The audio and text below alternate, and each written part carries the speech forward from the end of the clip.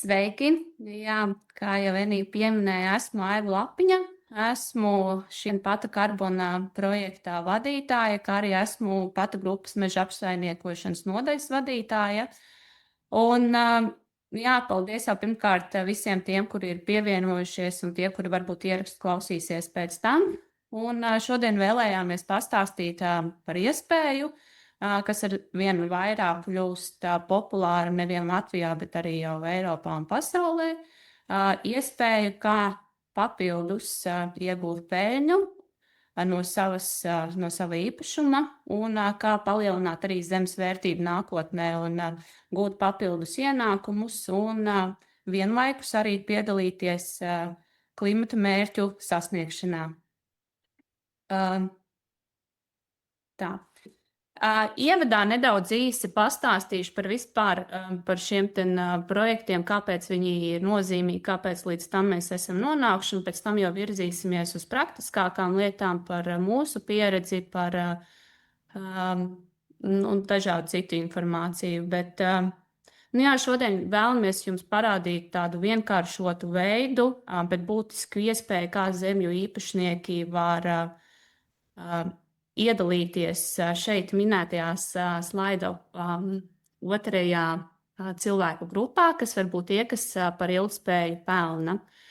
Jā, tā kā nākotnē ir tādas aplēses, ka būs divas cilvēka grupas, tie, kas par ilgspēju maksā un tie, kas par ilgspēju pelna, tad aicinājums ir būt šiem zemju īpašniekiem tiem, kuri par šo ilgspēju pelna.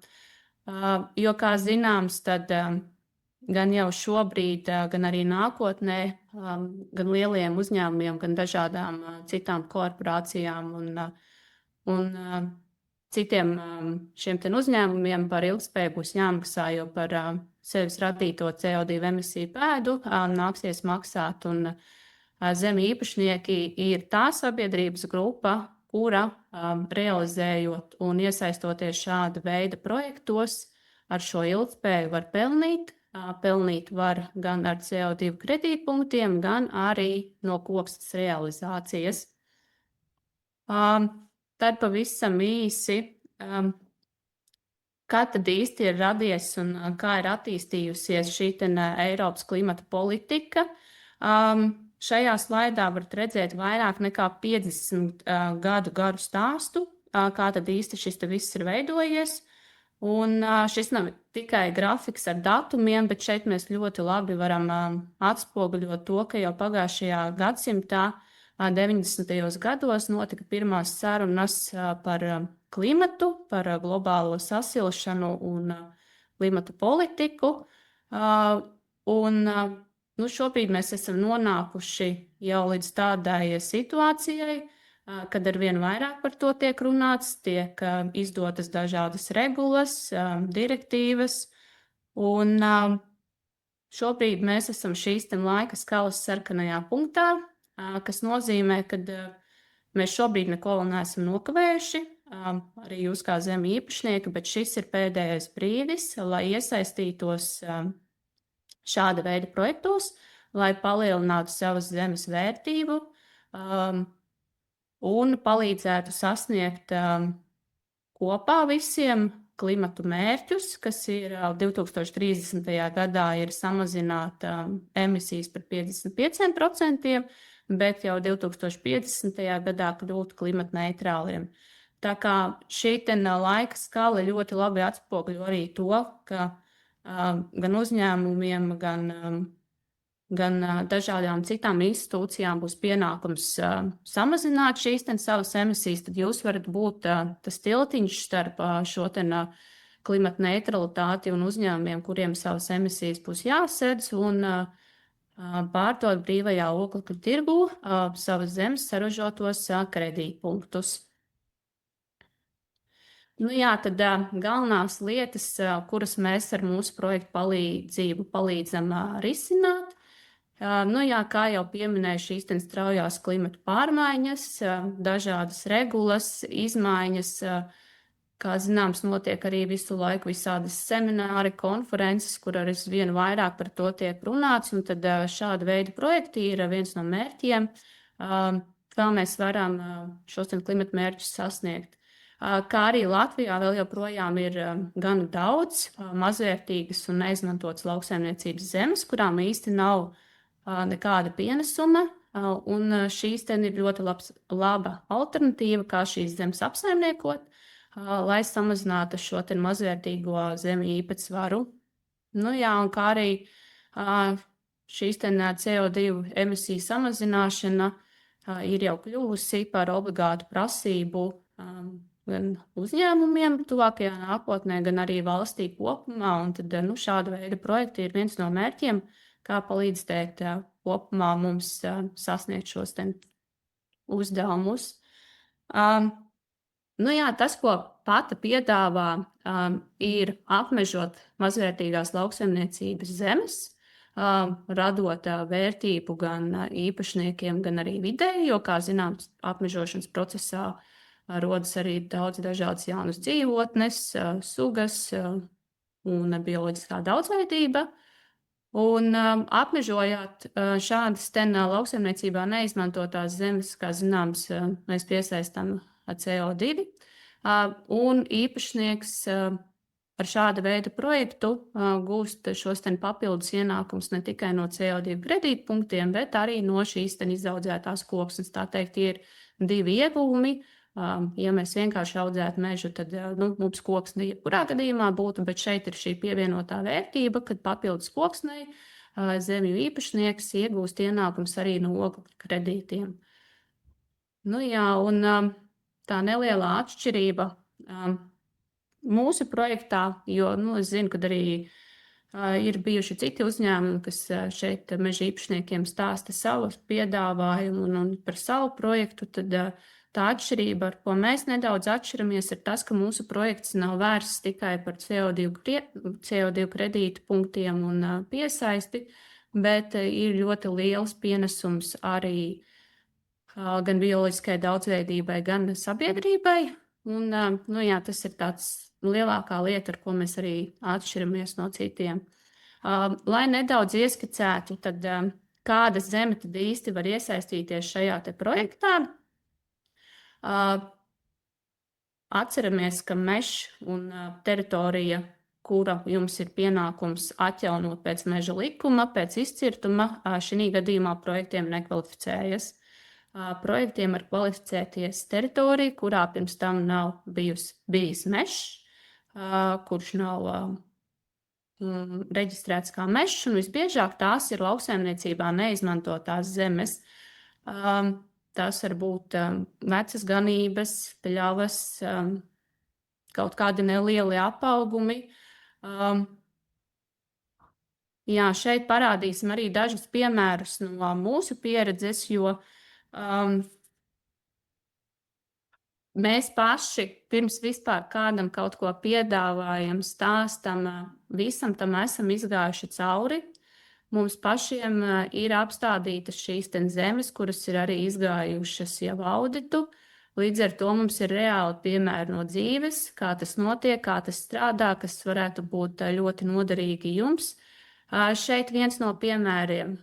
Šī arī ir mazvērtīga lauksaimniecībā neizmantotā zeme. Šī gadījumā šeit lauksaimnieciskā darbības sen jau nebija veikta.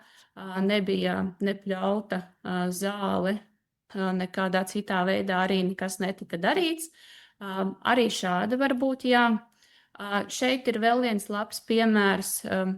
Šī lauksaimniecības zeme pirms tam tika izmantota kā zālāji. Tā kā saskatījām iespēju, ka šeit ir diezgan grūti gan piekļūt tehnikai, gan citā mērā īsti šī zeme nebija piemērota lauksaimnieciskai darbībai. Arī šāda zeme tika kvalificēta kā projektam piemērota. Šeit ir vēl viens ļoti labs piemērs, ar ko bieži saskarās zemju īpašnieki, tie ir latvāņi. Mums ir pieredze arī ar šādām zemēm, jo, saprotams, ka šādās zemēs neko citu īsti darīt nevar īsti kā tur varbūt nopļaut, un bieži tiek saņemtas vēstules no pašvaldībām par to, ka ir sastopami šeit latvāņi un zemju īpašniekiem ir pienākums viņus likvidēt un griezt ziedkopus un vēl dažādi citi pienākumi, tad mēs esam atraduši ļoti labu risinājumu paši pēc savas pieredzes un šīs teritorijas apmežojam. Jā, šeit sanāk lielāka cīņa ar šiem latvāņiem, bet tāpat tā pieredze mums šobrīd rāda, ka tā mūsu doma un iecerē arī šādā zemē strādā. Pēc tam arī parādīšu reālus piemērus. Nu, arī šāds ir piemērs par lauksaimniecībā neizmantoto zemi. Šis arī ir meža ieloks, kurš ir palicis novārtā.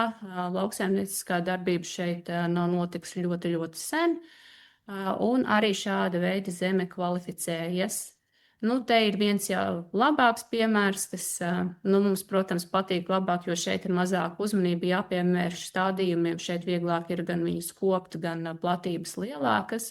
Nu, šis ir bijis zālājs pirms tam, kurš ir bijis neapsaimniekots, un tad attiecīgi pēc tam mēs gatavojām augstu un stādījām. Nu, tie bija daži piemēri par to, kādas zemes varētu kvalificēties šim projektam. Kā tas viss strādā? Mēs esam izstrādājuši, varbūt, kad kāds ir redzējis, jo mēs esam arī izsūtījuši dažādas vēstules un piedāvājumus, esam izveidojuši Pata Carbon portālu. Portālā ir iespēja pilnīgi jebkuram zemju īpašniekam ieiet un pārbaudīt savas zemes piemērotību apmežošanas projektam.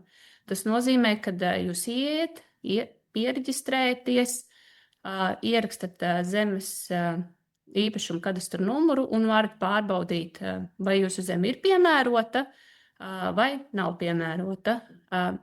Šis portāls ir būvēts uz ļoti, ļoti daudz datu slāņiem.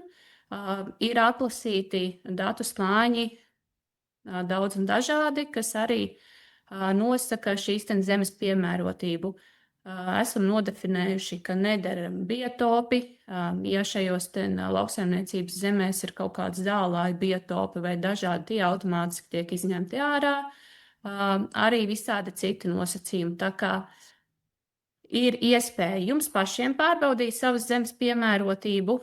Otrs ir sazināties ar patas pārstāvjiem, vai nu mani, vai tālāk būs arī kontakta informācija, kur droši varat sazināties un saprast, ko tad jūs savā īpašumā varat darīt un vai vispār varat darīt. Tālāk, ja esat nolēmuši iesaistīties šāda veida projektā, visiem nosacījumiem esat piekrituši un saredzat, kad varat dot savu pienesumu, tad tiek slēgts līgums. Līgums tiek slēgts ar Patu, jo projektā attīstītājs ir uzņēmums. Pata Carbon ir tikai projekta nosaukums. Pēc tam seko jau šīs izvēlētās zemes apmežošana, un piedāvājam mēs divus risinājumus. Zemju īpašnieks pats var veikt visus mežsaimnieciskos darbus. Tas ir gatavot augsni, stādīt, meklēt stādus.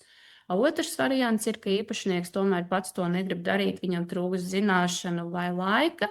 Tādā gadījumā mēs slēdzam sadarbības līgumu un visus šos mežsaimnieciskos darbus mēs kā Pata veicam īpašnieka vārdā un īpašnieka uzdevumā.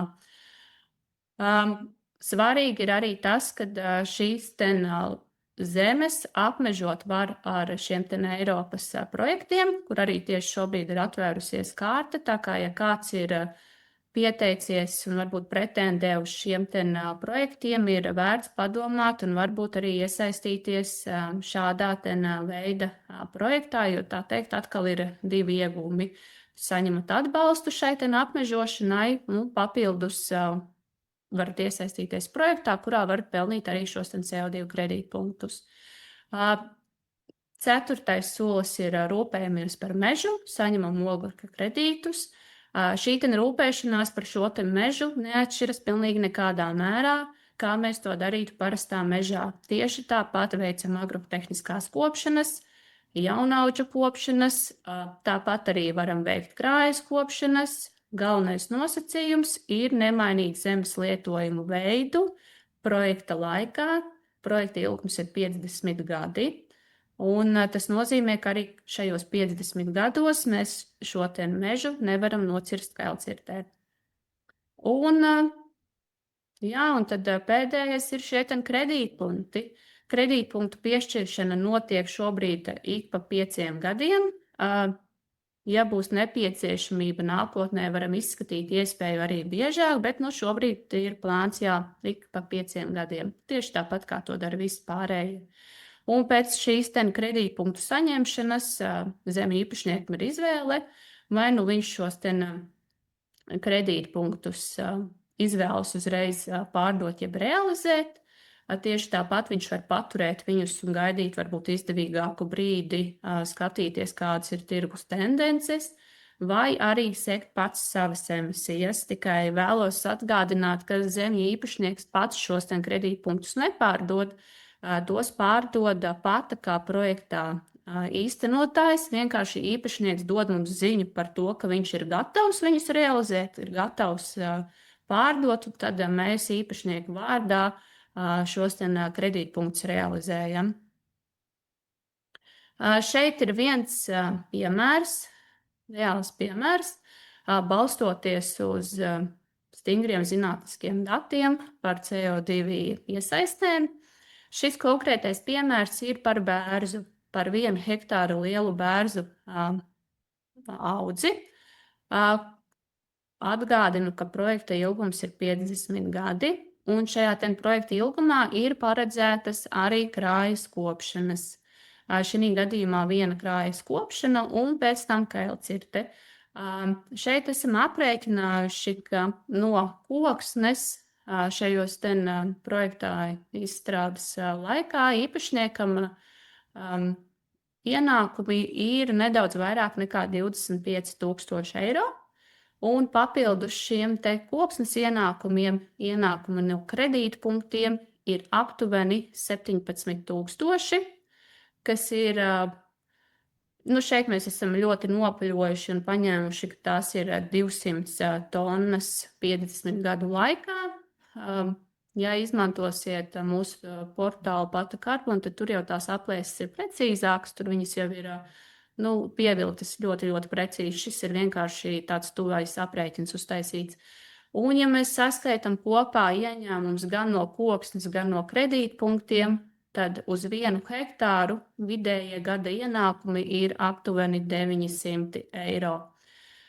Bet jāatcerās, ka ienākumus no šīs kredītpunktu realizācijas jūs nesaņemat katru gadu, saņemat jūs viņus ik pa 5 gadiem. Tas nozīmē, ka pirmos 5 gadus jums ieņēmumi nebūs nekādi. Pēc 5 gadiem tie ieņēmumi būs arī salīdzinoši maz, kamēr koki ir jauni un viņi aug lēnām, tad tās CO2 piesaistes ir visai mazas. Bet pēc tam jau tur 15. 20. gadā koki uzrāda ļoti labus augšanas rezultātus, un tad tās kredīta piesaistes jau ir krietni lielākas. Bet, tas vidējais svērtais ienākums ir aptuveni 900 eiro no hektāra.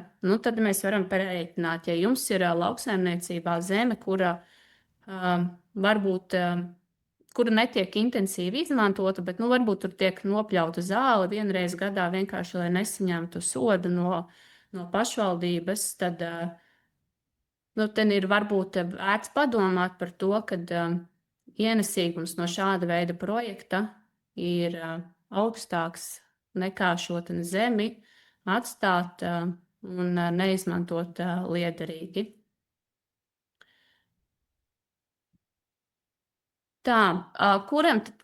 Kurus nozares un kurus cilvēkus tad īsti šie oglekļa kredītpunkti skar? Ir tā, ka jau uz doto brīdi šie oglekļa kredīti brīvprātīgajā oglekļa tirgu ir. Viņi nav daudz, viņi ir visai maz, bet pieprasības pēc viņiem ir ļoti liels. Uz doto brīdi 25. gadā šobrīd nav pienākums nevienam viņus pirkt. Tas ir brīvprātīgs pasākums. Zināms, ka lielākie pircēji šobrīd šiem kredītpunktiem ir lielie tehnoloģiju uzņēmumi, tādi kā Microsoft, Apple un vēl daudzi citi. Taču jau pēc tuvākajiem 3-4 gadiem šāds te pienākums būs arī lielajiem uzņēmumiem. Tas nozīmē, ka lielajiem uzņēmumiem, kuriem ir jāziņo par savu ilgtspēju, jāziņo par saviem šiem, bet mums jāsaprot, ja kādam no uzņēmumiem būs jākompensē un jāpērk šie kredītpunkti, tas nozīmē, ka uz visiem pakalpojumiem un visām precēm tiks uzlikts papildus cena virsū. Tas nozīmē, ka nākotnē tā skars visu sabiedrību. Tas nozīmē, ka ja maksās uzņēmumi, cietēji, tā teikt, būs visa sabiedrība, jo paaugstināsies cena gan pārtiks ražošanai, gan būvmateriāliem, gan lidmašīnas biļetēm un citām lietām. Tā kā ir vērts aizdomāties, kad šobrīd mums liekas, ka tas jau mūs īsti neskars, bet jāsaprot, ja uzņēmumi par to maksās, tad maksāsim līdz ar to arī paši mēs. Jā, un tad nonākam līdz tai lietai, ar ko mēs varam lepoties. Šiem CO2 projektiem, lai viņi tiktu atzīti par labu esam un šie kredītpunkti tiktu piešķirti, viņiem ir jāsertificējas pie kādām no šīm certificējošajām iestādēm. Zināms, ka iepriekš esat noteikti dzirdējuši un saņēmuši informāciju par citiem šiem certificējošajām iestādēm, tādām kā, piemēram, Verra, bet mazāk dzirdējuši noteikti par Gold Standard.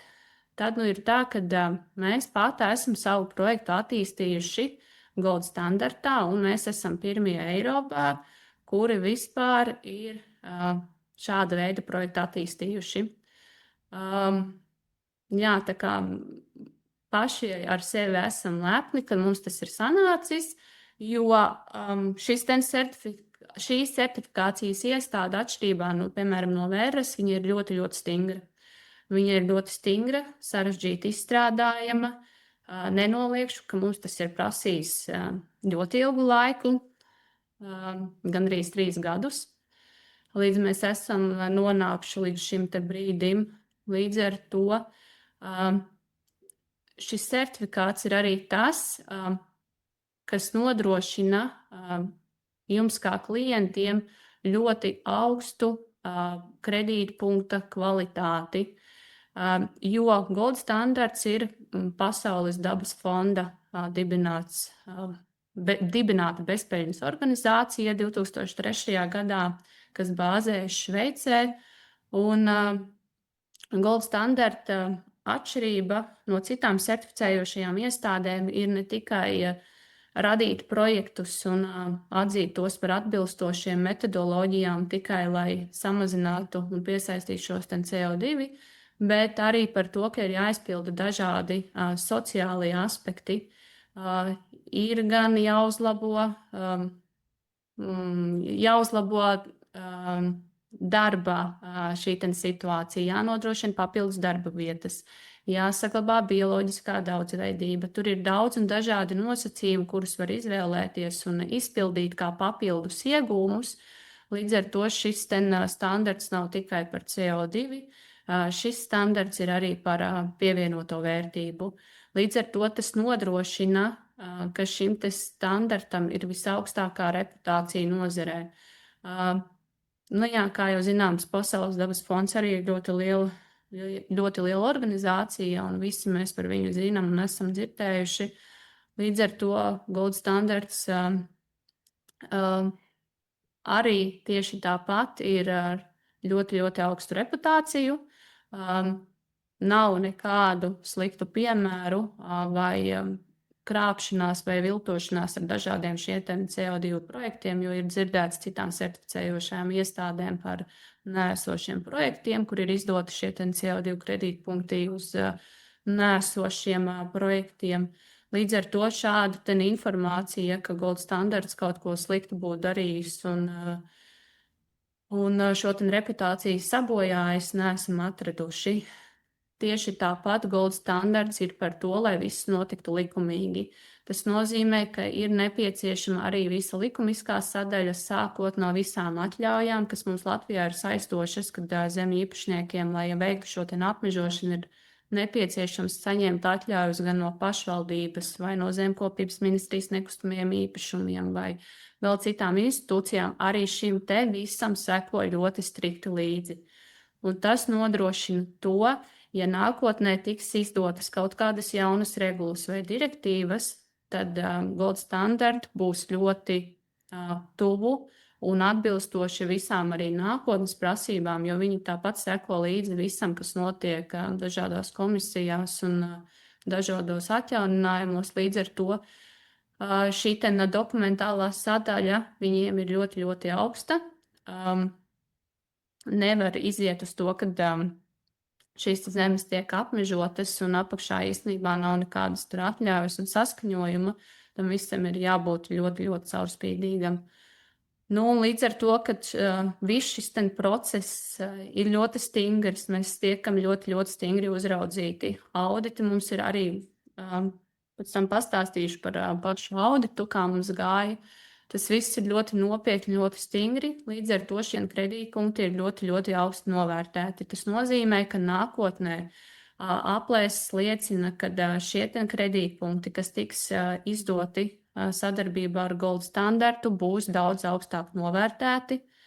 Tas nozīmē, ka, ja piemēram par cita projekta attīstību, kas ir pie citas certificējošās iestādes, jūs saņemsiet kaut kādu X vērtību, nu, piemēram, tur 50 eiro, tad skaidrs ir tas, ka kredītpunkti, kur tiks izdoti sadarbībā ar Gold Standardu, būs vismaz 2 reizes augstāk novērtēti.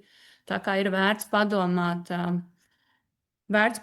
arī par kvalitāti šiem kredītpunktiem, jo viss liecina par to, ka šie kredītpunkti būs augsti novērtēti un pieprasījums pēc viņiem būs ļoti liels, jo reputācija arī nosaka to, ka šiem te uzņēmumi, gan tie, kuri brīvprātīgi pērk, gan tiem, kuriem būs pienākums pirkt, labāk pirks kredītpunktus, kuri ir ļoti labi, kuriem ir ļoti augsta vērtība, un viņiem pēc tam ir vieglāk pierādīt tālāk jau iestādēm, kuriem ir viņiem jāsniedz dažādas atskaites par šo kredītpunktu kvalitāti. Tā kā tās ir galvenās lietas, ar ko šis Gold Standards atšķiras arī no citām šīm certificējošajām iestādēm. Es domāju, ka varbūt ir kāds, kas klausās arī šobrīd prezentācija, ar kuriem mēs tikāmies jau pirms 2 gadiem, kad mums bija publiskā apspriešana, jo šis projekts ir arī, šajā projektā neatņemama sastāvdaļa ir arī publiskā apspriešana, kur mums toreiz notika Latvijas Universitātē. Tā kā šis projekts nav tikai par CO2 kredītpunktiem, tas ir arī par ļoti, ļoti augstu pievienoto vērtību. Nu, un vēl mēs lielu uzsveru varam likt uz to, ka ik viens, es domāju, ir dzirdējis patu, ir bijusi iespējams kāda sadarbība, varbūt ne sadarbība, bet vismaz tad dzirdējis kaut ko. Pata ir dibināta jau 1999. gadā, līdz ar to mums ir ļoti liela pieredze. Un šis projekts ļoti balstās arī uz mežsaimniecisko pieredzi.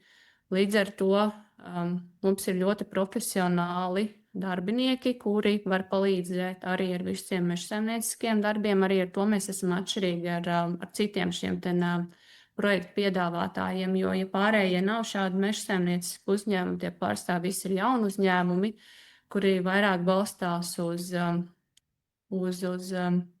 vai uz tehnoloģijām, vai arī uz citām galvenajām lietām, tad šeit mēs sevi uzskatām par vienu no vadošajiem ekspertiem mežsaimniecībā.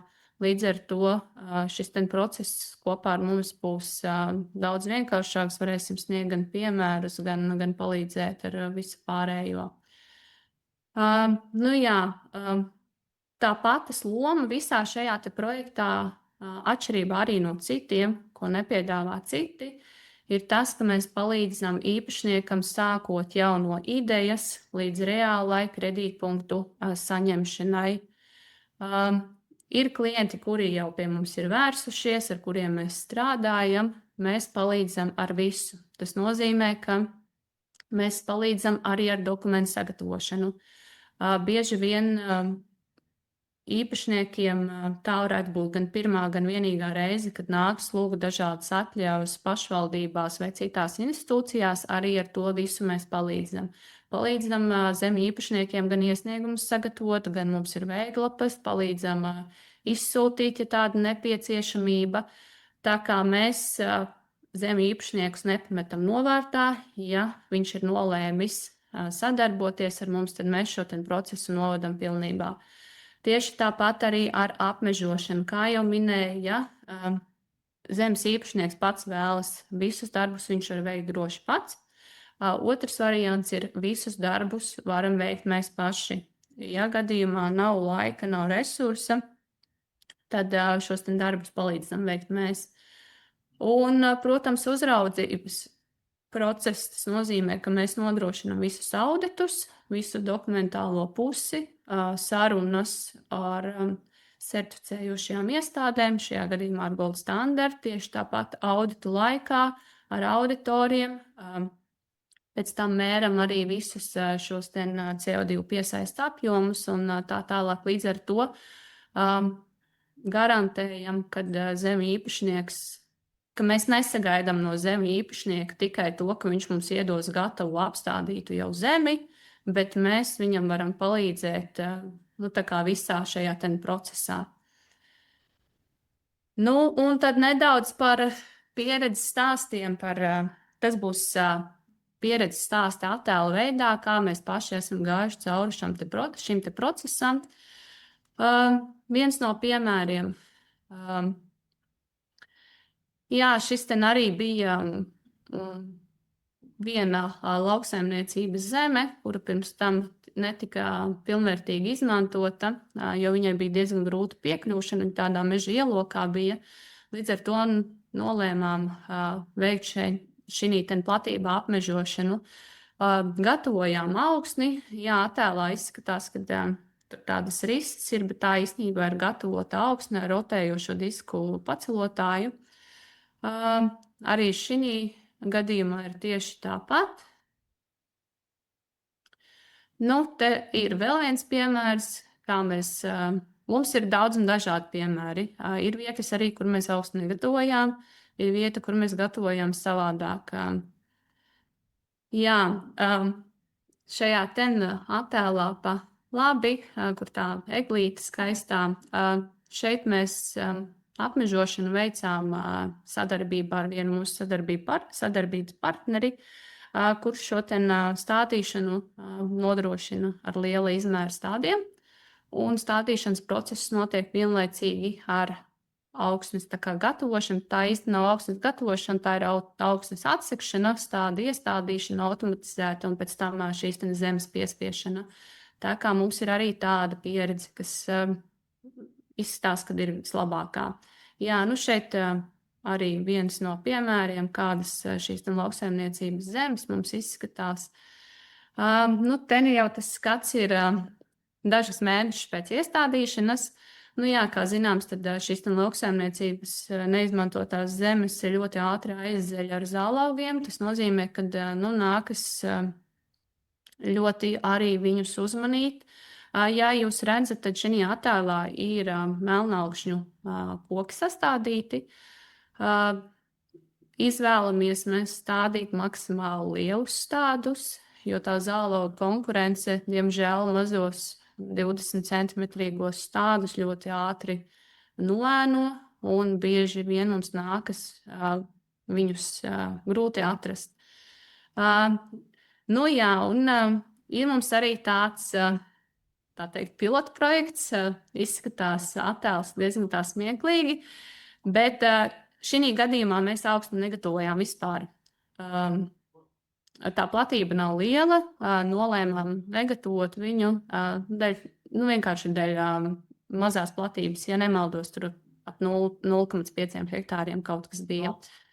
Tā kā zināms, ka šīs platības ļoti ātri aizzeļ, un bieži vien stādīšanas procesā tie stādi netiek iestādīti pilnīgi taisnās rindās. Tas nozīmē, ka kopējiem pēc tam viņus ir grūti atrast, bieži viņus nopļauj. Tad šeit mūsu risinājums bija pie katra kociņa mēs spraudām, izskatās šādi, spraudām šādu ten mietiņu. Protams, lielās teritorijās to nodrošināt ir ļoti grūti, bet bija atsevišķas vietas, kur mēs to mēģinājām un eksperimentējām. Un šeit attēlā arī pa labi jūs varat redzēt, ka tur izskatās vienkārši sakritusi zāle, neko tur pamanīt nevar, meža ieloks. Bet, ja jūs ieskatāties, tad tur atsevišķās vietās var redzēt šos baltos kociņus.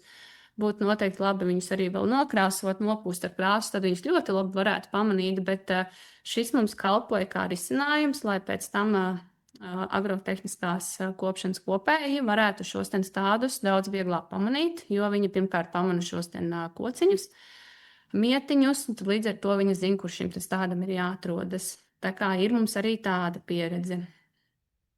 Tad manis pieminētie latvāņi. Jā, mums ir gana daudz pašiem tādas zemes, arī visbiežāk meža ielokos lauksaimniecībā neizmantotās, kur tur cīņa ar tiem latvāņiem ir diezgan nebeidzama. Tur sākot ar ziedkoku griešanu esam mēģinājuši gan ar rakšanu un daudz ko citu. Risinājumu diemžēl neesam atraduši, bet tad mēs pamēģinājām šajās platībās stādīt egli, jo zināms, ka egli ir vienīgā ēncietīgā suga Latvijā, līdz ar to pamēģinājām, kā egle mums aug zem šiem latvāņiem. Jo latvāņi pie pirmajām salnām diezgan ātri nokrīt. Tas nozīmē, ka eglei pavasarī, pirms šīs straujās latvāņu augšanas un rudenī ir vēl kaut kāds laika posms, kad viņas var augt. Un tas izskatās šādi. Te ir diezgan grūti varbūt pamanīt, bet te ir redzams, ka līdz ar pirmajām salnām šī pati situācija pa labi un pa kreisi, tie latvāņi visi ir nokrituši un eglītes ir palikušas. Eglis ir palikušas, un es pat teiktu ļoti, ļoti labi saglabājušās. Izkritums tur ir varbūt pāris koki uz hektāru.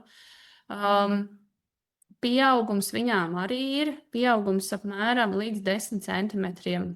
Jā, protams, citās vietās pieaugums būtu daudz labāks, bet tas mūsu secinājums, ka šī ir viena no alternatīvām, kā mēs varam cīnīties ar latvāņu invadētajām zemēm. Kopšanu šeit baigi neveicam. Esam, protams, arī veikuši, bet secinājums ir tāds, ka pēc pāris dienām tie latvāņi ir atauguši atpakaļ tādā izmērā, ka tur pat nevar pamanīt, kad kopšana ir veikta.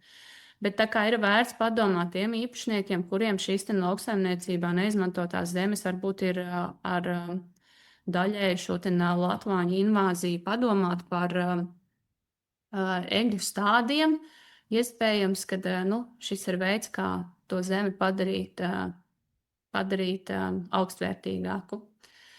Jā, te jau ir tādi skaistāki, labāki piemēri. Visi šie attēli, kurus rādīju, ir no 24. gada stādījumiem. Šeit konkrētie piemēri ir ar mūsu saucamajiem lielajiem stādiem, kur tie stádi ir lielāki nekā standarta, kurus mēs parasti iegūstam kokaudzētavās. Te ir speciāli mums audzēja stādus nedaudz ilgāk, lai viņi būtu dimensijās lielāki un lai viņiem tā zālau konkurencē tik ļoti viņus neietekmētu. Tā kā šie ir arī labie piemēri un šādas platības, kurās šie lielie stādi tiek iestādīti, mēs viņās neveicam nevienu agrotehnisko kopšanu. Arī šeit šī gadījumā neviena nav tikusi veikta, jo nav bijusi tāda nepieciešamība. Un tad par pašu audita norisi. Jā, kā jau minēju, pirms mēs vispār kaut ko kādam sākām stāstīt un rādīt, mēs paši klusiņām gājām cauri paši savam procesam, savām apmežotajām platībām, sagaidījām auditu. Auditu mums nodrošināja ārvalstu auditori, kuri apsekoja šīs apstādītās platības.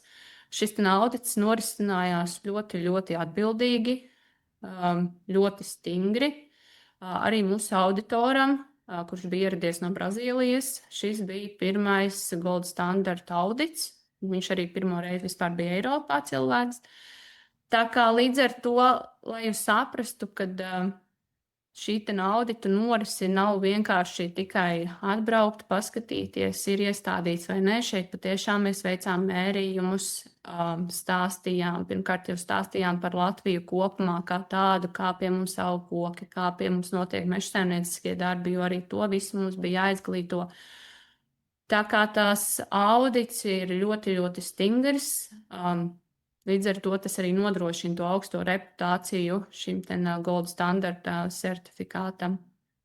Tā kā jā, šeit arī viens attēls no reālā audita vienā no šīm latvāņu platībām.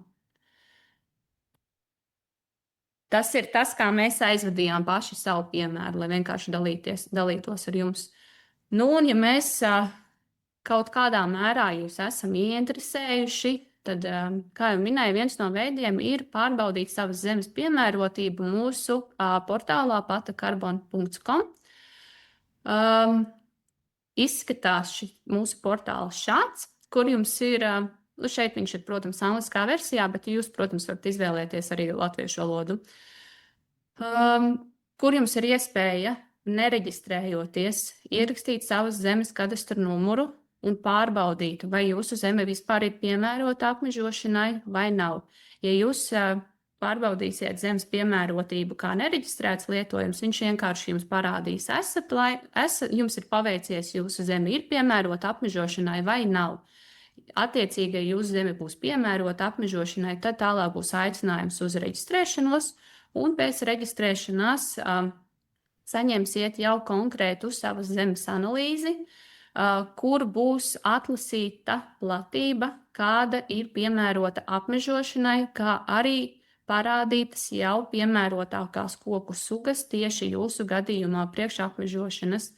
Protams, ja jūs esat nolēmis stādīt tur citas koku sugas, mēs nesakām nē, šeit ir tikai informatīvs materiāls, lai zemi īpašniekiem ir vieglāk orientēties. Un šeit ir sīki un smalki parādīts, kādi ir jūsu plānotie ienākumi gan no kredītpunktiem, gan arī no koksnes. Tieši tāpat arī tiek atspoguļoti kredītpunktu šie piesaistes apjomi. Varat sīki smalki apskatīties. Būvēts viņš viss ir priekš 50 gadiem, tas ir līdz 74. gadam.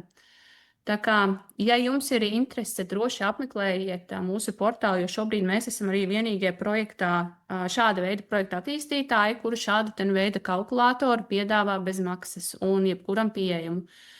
Ir uzņēmumi, kuri veic analīzes paši iekšēji, jūs nosūtat viņiem savu kadastra numuru, tad viņi tur kaut kāda laika periodu skatās, pēc tam jums sūta atpakaļ kaut kādu redzējumu, bet šī gadījumā šeit ikvienam zemes īpašniekam ir iespēja pašam ieiet un pārliecināties, vai šī zeme ir piemērota vai nav. Un tad attiecīgi, ja jums šis piedāvājums liekas saistošs, varat aizpildīt pieteikumu, sūtīt arī portālā vai arī sazināties jau vai attiecīgi ar mani, vai ar kolēģiem, un tad jau varam runāt par tālākām niansēm. Un tad, noslēgumā vēlos jums tādos galvenajos atslēgas vārdos par to, ko šodien es jums pastāstīju, kas varētu būt tās svarīgākās lietas, ko jums likt aiz auss, ko atcerēties, ja jūs vēl domājat vai plānojat iesaistīties šāda veida projektos. Kā jau minēju, mūsu projekta ilgums ir 50 gadi, bet ne ilgāk par 74. gadu, jo mēs savu projektu izstrādājām 2024. gadā. Tas nozīmē, ka sākot no 24. gada 50 gadi, tas nozīmē, ja jūs stādat šogad, vēl paspējat, vai esat jau varbūt rudenī tagad apstādījuši arī tādas platības mums der, tas attiecīgi nozīmē, ka jūsu meža projektā piedalīsies nevis 50 gadus, bet 49 gadus. Minimālā platība mums ir 1 hektārs, bet ļoti nevajag iespringt uz to arī, ja jums tur ir 0,8, 0,7 hektāri droši. Uzrunājiet mūs, mēs katru gadījumu varam izskatīt atsevišķi. Tā kā, droši nebaidieties no to, ja jums arī tur tā platība ir nedaudz mazāka. Jā, lauksaimniecībā neizmantotās zemes, kā jau minēju, biežāk ir pļavas, zālāji, dažādi krūmāji. Ja tur ir arī neliels apaugums, arī tādas zemes der. Stādīšanai izmantojam biežākās koku sugas Latvijā. Tas ir priede, egle, bērs, melnalksnis. Pēc mūsu pieredzes priedi esam mēģinājuši stādījuši, bet nav labākais piemērs lauksaimniecības zemē. Līdz ar to no priedes, tā teikt, esam praktiski atteikušies.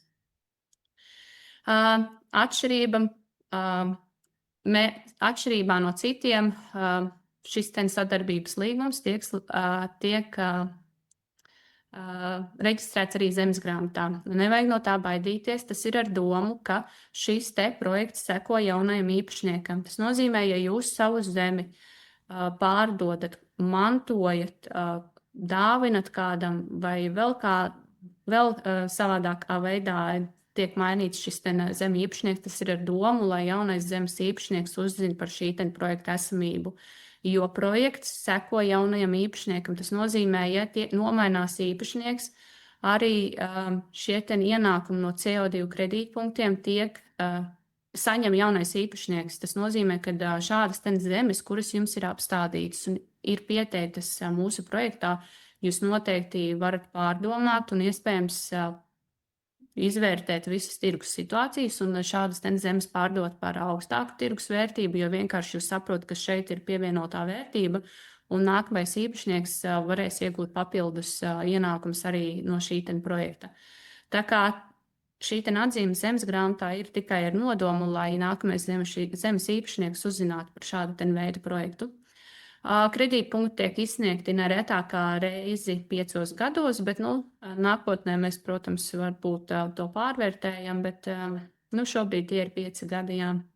Un, kā jau minēju, projekts seko īpašniekam un īpašuma vērtība aug. Tā kā, ja īpašumu pārdosiet, ir vērts padomāt par tirgus vērtību. Un tā galvenā arī atšķirība ne tikai pašā certificējošajā iestādē, bet ir arī kredītpunktos. Esam veikuši tādu nelielu izpēti. Tas, ko piedāvājam mēs, tas ir ļoti vidējs svērts aplēses. Tas ir aptuveni 250 tonnas no hektāra, ko iegūst īpašnieks. Salīdzinājumā ar citiem uzņēmumiem tas ir nedaudz vairāk, tā kā ir vērts padomāt ne tikai par to, kādu procentuālo daļu katrs uzņēmums patur sev, bet arī par to, kādas ir šīs kredītpunktu piesaistes, jo svarīgākā nav tā procentuālā daļa, bet svarīgākā ir tieši CO2 kredītpunktu piesaiste. Tā kā ir vērts par to padomāt. Tas no manis šodien arī viss. Ja gribat, šeit ir arī noslēguma slaidā QR kods pievienots, tā ir norāde uz mūsu Pata Carbon portālu. Tā kā varat vēl slaidu netīšu projām, varat ieiet, apskatīties, kas labs ir mūsu portālā. Kā arī šeit lejā zemāk ir kontaktu informācija. Gan mans telefona numurs, gan e-pasts, gan arī droši varat sazināties, ja ir tāda interese. Un tad jau varam izrunāt vēl atsevišķus nianses, ja jums ir radušās tādas, un ceram uz sadarbību. Paldies tev liels! Manuprāt, bija ļoti interesanti un arī noderīgi. Un jāsaka, ka ir arī samērā daudz jautājumu, tāpēc es tad sākšu. Kāda ir komisijas maksa pārdodot kredītus? Komisijas maksa pārdodot kredītus nav. Ir komisijas maksa, kuru patur Pata kā projekta attīstītājs. Šī gadījumā Pata patur 40%, zem īpašniekam paliek 60%. Pie kredītu punktu, tā arī ir tā kredītpunktu realizācija. Tad īsā atbildē mums ir 40%, zem īpašniekam 60%, bet, kā jau es minēju, neiekoncentrējieties uz šo apjomu šajos procentos, bet skatieties uz to, kāds ir tas kredītpunktu apjoms, jo tas, ko es pirms tam atspoguļoju, mūsu gadījumā tie 250 kredītpunkti jau ir ar noņemtu komisijas maksu, tiem 40%. Tas nozīmē, ka tie 250, ko es rādīju, jau ir tie, kuri paliek zem īpašniekam.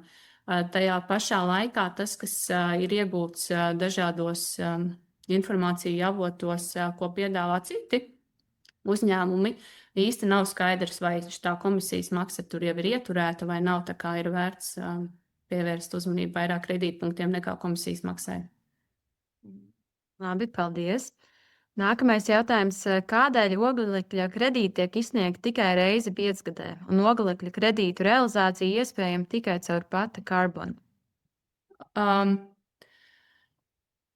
Šī 5 gadi ir tāpēc, ka pirmkārt audits ir gana sarežģīts process. Audits, protams, arī ir gana dārgs, par kuru zemi īpašnieki nemaksā, bet to visu dara Pata. Bet ir jāatcerās to, ka tās CO2 kredītu piesaistes, viņas nav lielas. Pirmajos gados viņas patiešām ir mazas.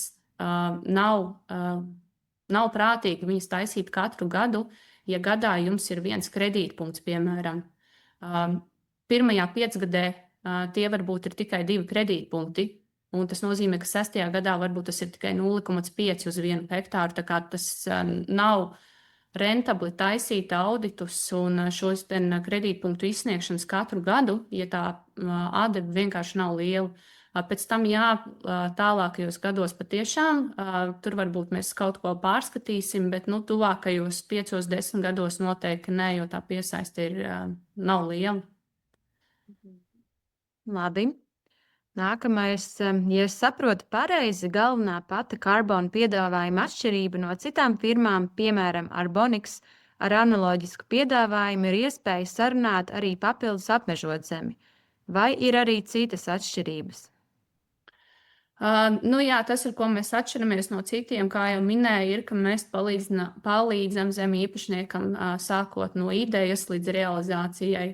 Ja citi uzņēmumi to nenodrošina vai nodrošina daļēji, tad mēs to darām pilnībā. Un arī tieši tāpat ar pašu apmežošanu. Mums ir savs darba spēks, mums ir savi darbinieki, kas to nodrošina, kas uzrauga visu procesu. Jums par to vispār nav jādomā. Tieši tāpat arī par visu tādu iegādi, saziņu ar stādaudzētavām. Un visu pārējo procesu to varam nodrošināt mēs. Tas nav jādara īpašniekam, ja vien viņš to pats nevēlas. Tā kā šī ir lielākā atšķirība, ar ko mēs arī atšķiramies no citiem. Labi. No kādiem kritērijiem ir atkarīga viena kredītpunkta vērtība un kā tā mainās ik pēc 5 gadu perioda? Kredītpunktu tas, cik daudz jūsu īpašums piesaistīs kredītpunktus, ir atkarīgs no tā, cik ļoti jūs rūpēsieties par savu īpašumu. Skaidrs ir tas, ka kredītpunktu apjoms ir tieši saistīts no koku augšanas. Jo jums labāk augs koki, jo jums būs lielāka CO2 piesaiste. Tas nozīmē, ka, ja jūs uzraudzīsiet visu šo procesu, veiksiet kopšanas, un dažādus citus šos procesus, jo lielāka šī CO2 piesaistījums būs. Īsti nesapratu, bet jautājumu, bet iespējams tur arī bija pieminēts kaut kas par pašu kredītpunktu vērtību. Tad kredītpunktu cenas, tā teikt, kredītpunktu cena ir atkarīga no pieprasījuma. Ir no piedāvājuma pieprasījuma šī algoritma, bet tās cenas šobrīd tirgū svārstās ļoti. Vienkārši atšķirība ir tā, ka tie kredītpunkti šobrīd nav ļoti pieejami. Pirms viņi tiek vispār kaut kur, tā teikt, parādīti, kad ir šādi veidi kredītpunkti pieejami, viņi jau ir rezervēti. Tāpēc ir ļoti daudz uzņēmumi. Jau šobrīd mēs saņemam no ļoti daudziem uzņēmumiem, kuri interesējas par kredītpunktiem, kuri mums pat nav izsniegti, bet ir interese iegādāties nākotnes kredītpunktus. Tā kā interese noteikti ir liela. Labi. Kurš apmaksās Golden Credit auditus? Pata Carbon vai īpašnieks? to visu atmaksā pata kā projektu attīstītājs. Un šīs ir arī tās izmaksas, kuras ir šajos ieturētajos, šajā mūsu ieturētajā daļā. Mēs sedzam visas šīs izmaksas. Vēl mazs komentārs, lai neliktos tā, ka mēs paturam ļoti lielu šo procentuālo daļu par šiem kredītpunktiem. Liels uzsvars ir uz tā, ka 20% no kredītpunktiem patur pats Gold standards. Tas nozīmē, ka, ja pata patur 40, tad patiesībā patai jau vairs ir tikai 20, jo 20 nonāk Gold standartam. Līdz ar to, tad no šī kas paliek mūsu administratīvajās lietās, mēs arī sedzam visas audita izmaksas. Labi. Kāds ir minimālais laika posms, uz kādu var noslēgt līgumu? Mums ir tikai viens vienīgs laika posms, tas ir līdz 74. gadam. Tas ir attiecīgi šī gadā tie ir 49 gadi, nākamā gadā jau tie būs vairs tikai 48. Labi. Kas bija lielākie sarežģījumi, lai pata Carbon būtu Gold standarta certificēts?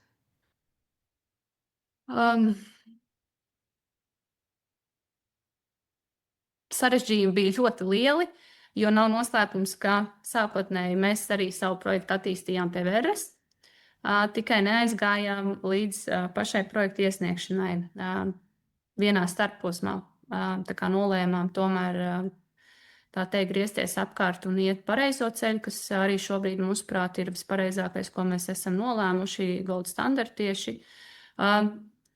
Vissmagākais ir tas, kad ir ļoti, ļoti augstas prasības. Un, kā jau minēju, šeit nav runa tikai par CO2 kredītpunktiem, šeit ir ļoti liela iesaiste arī no sabiedrības ar visām šīm sabiedriskajām apspriešanām, ar izglītošanām, ar sabiedrības iesaisti un visādi šie sabiedriskie aspekti, ko neprasa citi šie certificējošās iestādes. Līdz ar to tas bija laikam visgrūtākais. Labi. Vai šobrīd ir certificēti viena apmežošanas vai arī cita veida projekti? Ir tikai un vienīgi apmežošanas projekti, jo Gold standartam nav citas metodoloģijas. Zinu, ka Vēra piedāvā vēl arī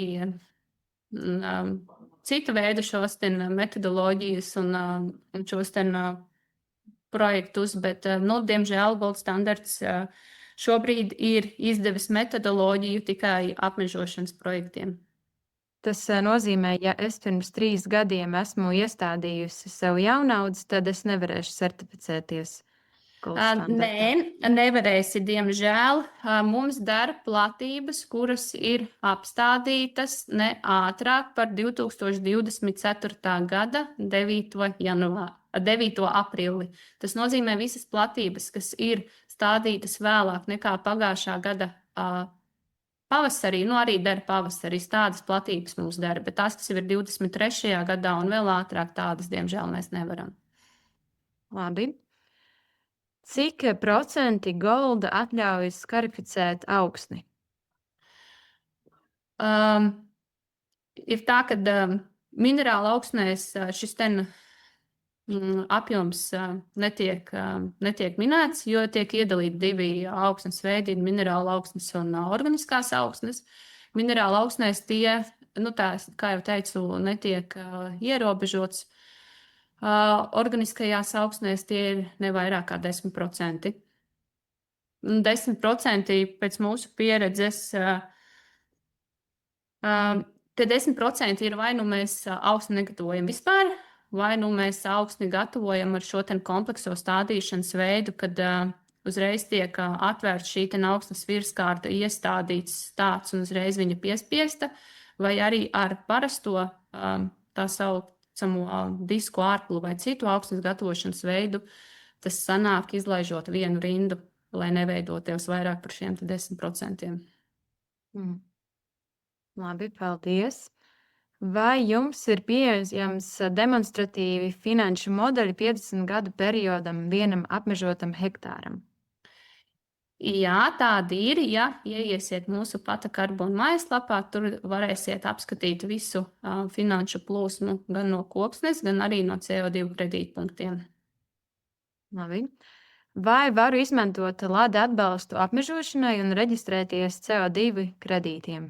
Jā, tāda iespēja ir, un es pat teiktu, ka to ir vērts izmantot, jo arī mēs paši ar savu pieredzi daļu no mūsu šiem te jau apmežotajiem gabaliem izmantojām šo te lāde atbalstu. Un, protams, klāt arī ņēmām pirmās agrotehniskās kopšanas. Paldies! Vai oglekļa kredītu cena atbilstoši tirgumu tiks pārskatīta katru gadu? Oglekļa kredītu cena nav tā, ka viņa ir katru gadu vienāda. Viņa mainās viņa var mainīties ik pa sekundei, ik pa minūtei. Viņai nav tādas standartizētas vērtības. Ir tā, ka bieži šiem kredītu pircēji, tiem, kuriem ir nepieciešams sekt savas emisijas un kuri pērk šos kredītpunktus, ir kaut kāda cena, ko piedāvā viņi, un tad saucam kaut kādu cenu, par kādu mēs esam gatavi pārdot. Un tādējādi tas ir tāds pirkšanas pārdošanas princips sarunu ceļā par labāko un augstāko cenu. Bet tādas standartizētas cenas, kad viņi mainītos, piemēram, 1. janvārī, ne, tādas nav. Tirgus vērtība. Tirgus šī cena mainas ļoti, ļoti strauji. Labi, paldies! Ko jūs domājat ar certificēts gold standarts? Vai projekts ir reģistrēts un tiesīgs jau izsniegt oglekļa kredītus? Un kad zemes īpašnieks var sagaidīt pirmos ienākumus savā kontā? Šobrīd ir tā, ka mums projekts certificēts ir tikai pēc pirmo kredītpunktu realizācijas. Tas nozīmē pēc 5 gadiem. Tā kā mēs savu projektu esam sākuši īstenot tikai pagājušajā gadā, tad skaidrs, ka status certificēts mums vēl nebūs 4 gadus. Jo vienkārši juridiski status certificēts tiek piešķirts tikai tad, kad tiek izsniegti pirmie kredītpunkti. Šobrīd mēs esam reģistrējuši savu projektu, auditu izgājuši. Līdz ar to, tuvākos 4 gadus nekādas status izmaiņas, arī ja kāds seko līdzi reģistram vai kaut kur citur, tad tādas izmaiņas nebūs. Labi, paldies. Cilvēks nedzirdēja atbildi, kāpēc kredītus var realizēt tikai caur Pata. Kredītpunktus realizē Pata, tāpēc, ka Pata ir projekta rakstītājs un Pata ir projekta īstenotājs. Jebkurš zemes īpašnieks ir tikai neatņemama komponente no šī projekta sastāvdaļa. Bet tā kā tiešā sadarbība, visa dokumentu iesniegšana, komunikācija Gold standartam notiek tikai ar projekta īstenotāju, šajā gadījumā ar Patu, tad arī šos kredītpunktus realizē Pata, bet ja īpašnieks ir atradis, kam viņš ir gatavs viņus realizēt, tad mēs nesakam stingru, kad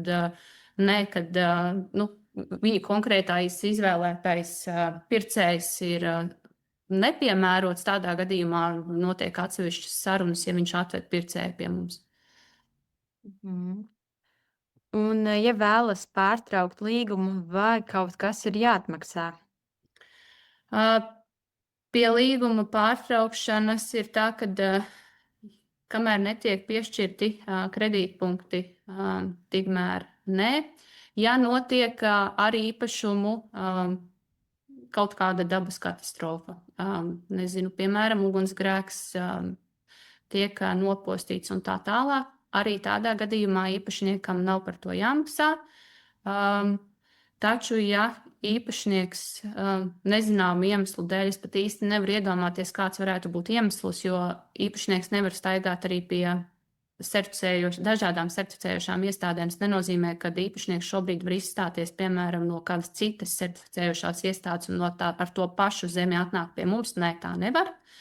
Tas vienkārši nav atļauts, jo tā jau ir saucamā dubultā uzskaite.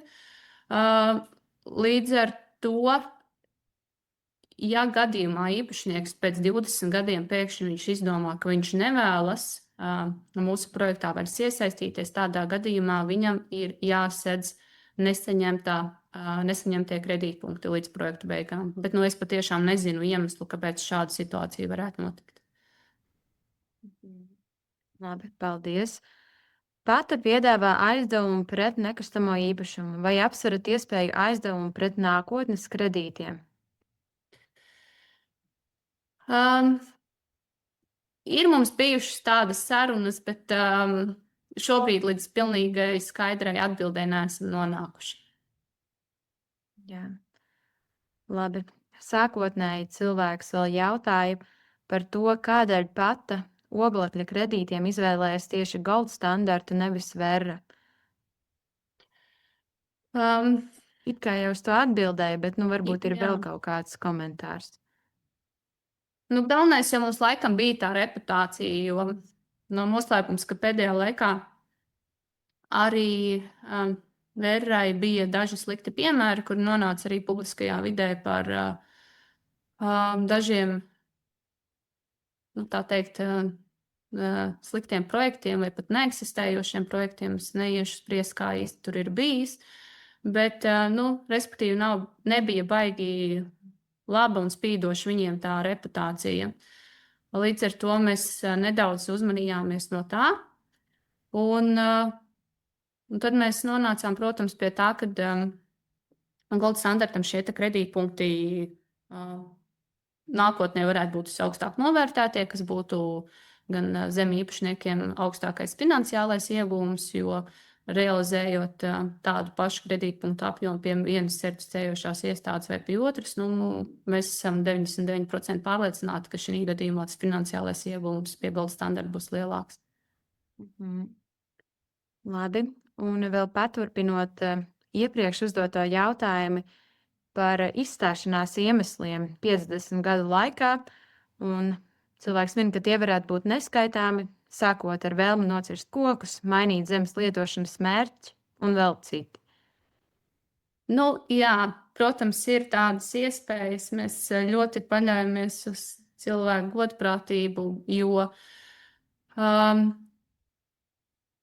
nosacījums arī, kas ir šīs apmežotās zemes, ir jāreģistrē kā meža zeme, nevis kā plantācija. Tas nozīmē arī, ka pēc meža likuma īsti neviena koku suga, varbūt bērs izaugts caurmērā sasniegs ātrāk šos nepieciešamos centimetrus 50 gadu laikā, bet, piemēram, priede diez vai šo caurmēru sasniegs 50 gadu laikā. Līdz ar to meža nociršana, tas būtu, protams, tas var notikt, bet mēs ļoti ceram uz cilvēku godprātību. Jā, labi.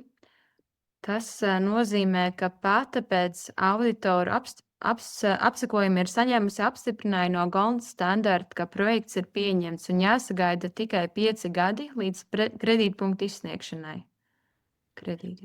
Jā, tā ir audita. Mums vēl ir šobrīd, mēs esam sarunu procesā ar auditoriem. Sīkas nianses mums ir jānovērš. Tās patiešām tur ir nianses. Tā kā tas prasīs varbūt tur, pāris nedēļas. Bet tas process jau nekā netiek ietekmēts. Tas, ko mēs ar auditoriem tur spriežam un runājam pēc audita, tas nekā neietekmē klientus, kuri ir gatavi iesaistīties mūsu projektā. Jo projekts vienā brīdī no auditoru puses nevar, viņš netiek apstādināts, vienkārši ir kaut kādas precizitātes, ko viņi prasa, lai šis projekts būtu vēl uzlabojamāks. Labi. Plantācija arī ir meža zeme, vai tas nozīmē, ka plantācija nedara? Jā, plantācija. Mēs esam par to, ka tas ir arī mūsu līgumā atrunāts, ka šīs apmežotās teritorijas netiek reģistrētas kā plantācijas, plantāciju meži. Jo tādējādi, ja jūs viņus reģistrējat kā plantācijas meži, jums nav saistoši šie ciršanas noteikumi un nav jāievēro šis ciršanas vecums. Un, lai noņemtu šo slogu no mūsu pleciem un patiešām nebūtu zem īpašniekam aicinājums nocirst mežu, piemēram, 45. gadā, tad šī zeme tiek reģistrēta kā parasts mežs. bez plantācijas atzīmes. Jā. Un tas tāds varbūt, nezinu, interesants jautājums. Piemēram, ja attiecīgi tagad ir pagājuši 30 gadi un teritorijā sāk mājot īpašs ķērpis vai arī īpaša sēne, un konkrētā teritorija, teiksim tā, tiek uzskatīta par aizsargājumu teritoriju. Kas notiek tajā brīdī? Nu, tādā gadījumā tiek izpildītas visas uzliktās dabas aizsardzības pārvaldes prasības, ja nu tur tiek ierīkots biotops, kas aizliedz mežsaimniecisko darbību. Tādējādi darbojas visi likumi, kas strādā arī šobrīd Latvijā. Ja tur tiek uzlikta kaut kādas aizsardzības pazīmes, tad tieši tāpat mēs nevaram veikt mežsaimniecisko darbību. Tas ar neko neatšķiras pie šī brīža situācijas. Bet nekādā mērā tas projektu neietekmē. Es teiktu, tas pat projektam dod atkal kaut kādu šo bioloģiskās daudzveidības pienesumu, kad mēs varam patiešām parādīt to, ka ar šāda veida projektiem tiek uzlabota gan suga, gan bioloģiskā daudzveidība. Jā. Labi. Vai precīzi saprota, ka pirmos oglekļa ienākumus zemes īpašnieks saņems 2029. un 2030. gadā? Jā, tā patiešām ir, bet jāatceras, ka tie ienākumi būs visai mazi. Ja jums tur ir piemēram tikai 1 hektārs, tad tie ienākumi būs aptuveni par 2 kredītpunktiem. Tas ir tā, rupi rēķinot uz 1 hektāru, tie varētu būt 2-3 kredītpunkti. Jā. Jāsaka tā, ka šajā brīdī vairāk jautājumu nav. Un es domāju, ka es varu teikt tev lielu paldies. Un, ja klātesošajiem tiešām ir interese, tad lūdzu zvaniet Aivai un konsultējieties. Paldies visiem, kas bija pievienojušies, un paldies, Aiva. Paldies jums, ka uzklausījāt. Jā, paldies. Visu labu! Visu labu!